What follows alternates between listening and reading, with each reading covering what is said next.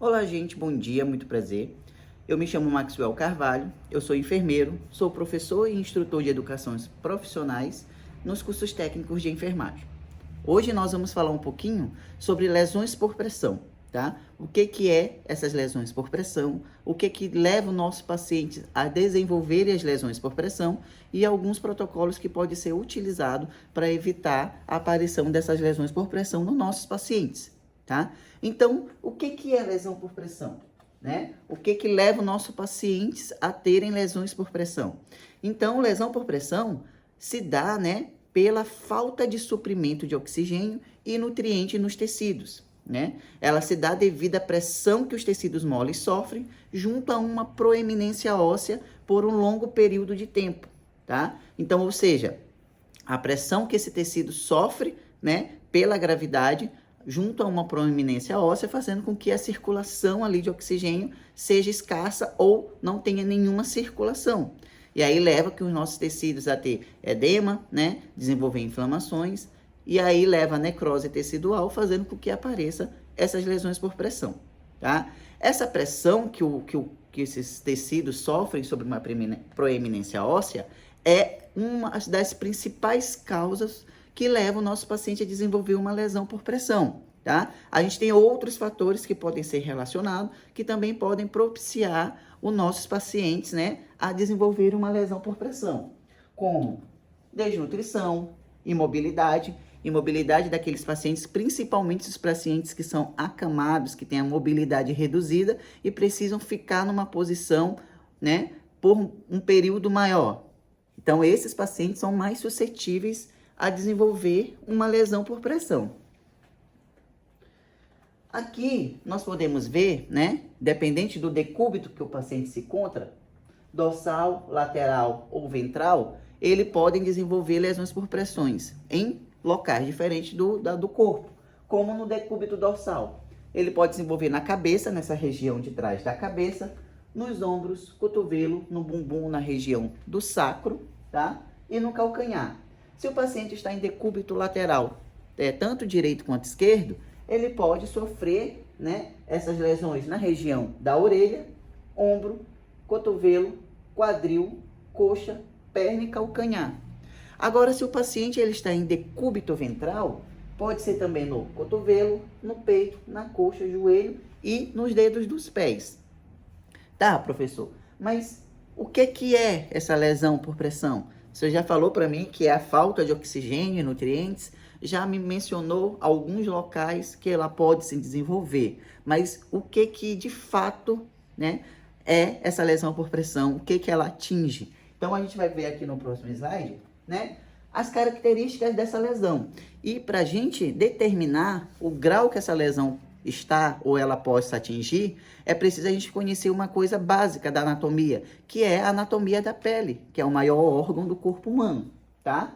Então, a identificação apropriada do estágio da lesão por pressão é importante para fornecer medidas preventivas e tratamento adequado conforme o tipo da lesão. E aí eu só consigo determinar o grau dessa lesão, né, se eu sei qual é o grau que ela comprometeu a minha pele, o tecido, né, do paciente.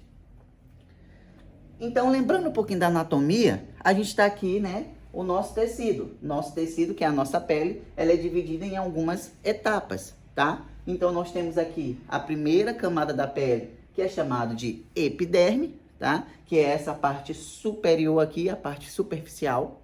Nós temos a segunda camada da pele, que é chamada de derme. A terceira, que são os tecidos adiposos. E aqui também temos músculo e osso, tá? Então, por que é importante a gente conhecer essa anatomia?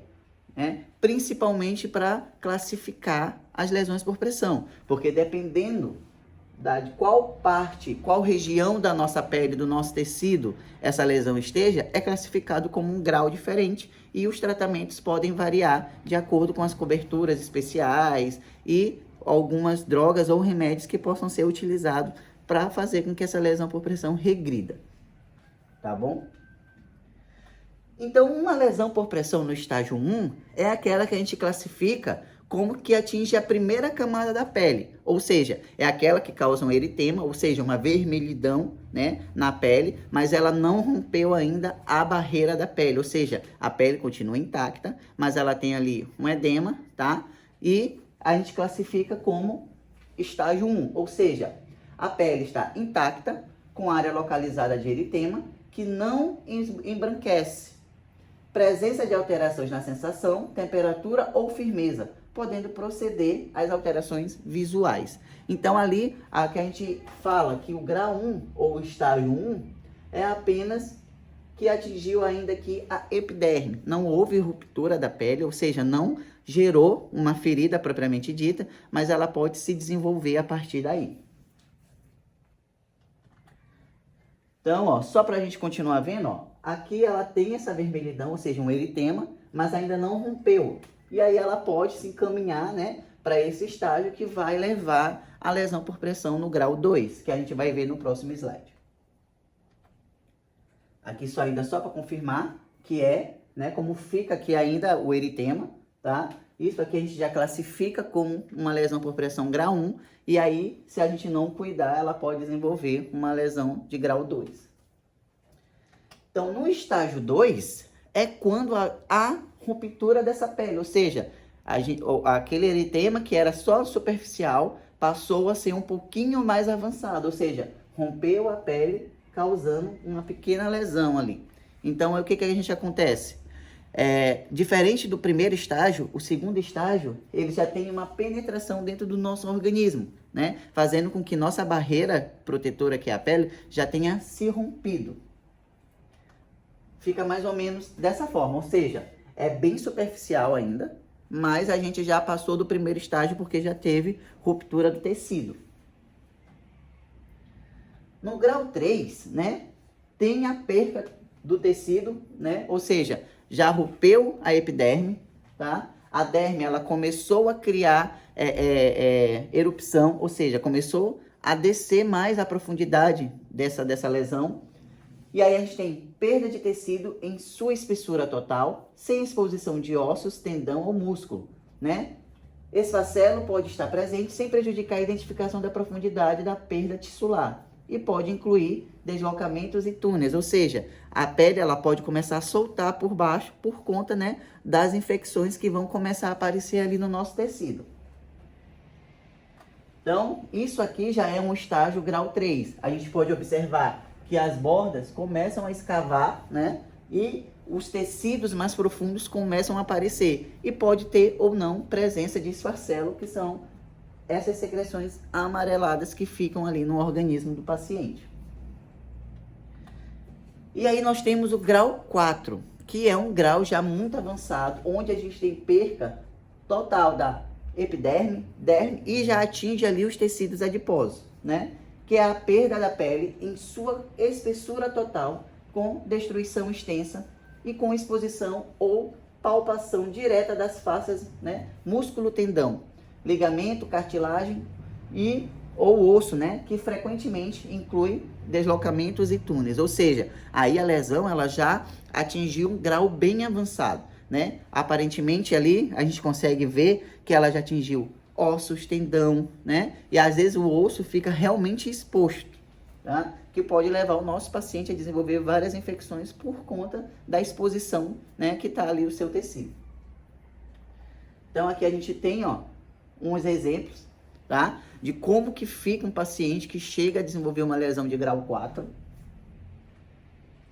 E depois do grau 4, a gente pode incluir ainda algumas, né, lesões que a gente pode dizer assim, lesões não classificáveis, ou seja, já está tão avançado que a gente não consegue mais classificar o grau daquela lesão, né? Que pode ter perca total da espessura da pele, perca tissular não visível.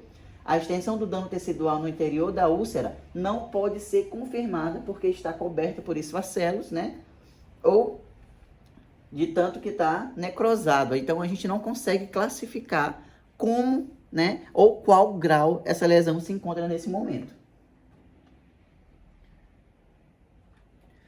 Então, como que o nosso paciente chega a esses graus de lesão? Como eu posso evitar que esse paciente desenvolva tanta lesão por pressão? A gente, hoje em dia, utiliza muito de protocolos de mudança de decúbito, ou seja, é um tipo de prevenção, né, que eu posso ter com o meu paciente, é um tipo de cuidado que eu posso ter com o meu paciente para ele não desenvolver essas lesões. Ou seja, a prevenção está basicamente vinculada à qualidade dos cuidados prestados pela equipe de enfermagem aos pacientes, com o objetivo, né, de prevenir a ocorrência das mesmas. Ou seja, eu tenho ali métodos e protocolos que eu posso utilizar para que essas lesões por pressão não evoluam. Ou seja, lesão por pressão é evitável, a gente fizer utilização de protocolo de maneira correta, né? Então, o que a gente pode fazer nesses casos, né? Então, como a gente pode prevenir? Mudança de decúbito de 2 em 2 horas, ou seja, fazendo com que esse paciente se mova, né? Que a gente consiga mudar o paciente de posição de 2 em 2 horas, fazendo com que tenha circulação de sangue e não leve esse tecido a uma necrose, ou seja, há uma prevenção de não desenvolvimento, né, dessa lesão. Manter a pele limpa e seca é importante, né, porque a pele úmida e suja pode, né, ser propícia a desenvolvimento de bactérias. Usar hidratantes e emolientes, né, para manter sempre a pele dos nossos pacientes bem hidratadas. Evitar massagens em regiões hiperemiadas, ou seja, onde já existe uma vermelhidão, evitar fazer massagem naquele local para não levar a rompimento do tecido. E manter os lençóis esticados, né? Fazer sempre com que a arrumação do nosso leito seja a melhor possível, manter os lençóis esticados para evitar uma coisa chamada acisilhamento, que também podem levar a um desenvolvimento de lesão por pressão, tá? Que aí a mudança de decúbito no nosso posicionamento, né? Sempre posicionar o paciente ali, né? E evitar o posicionamento sobre os trocantes, usando, né, de aliviadores de pressão, ou seja, posicionar o paciente ali em 30 graus, não botar diretamente em cima dos trocantes que podem fazer, né, o desenvolvimento dessa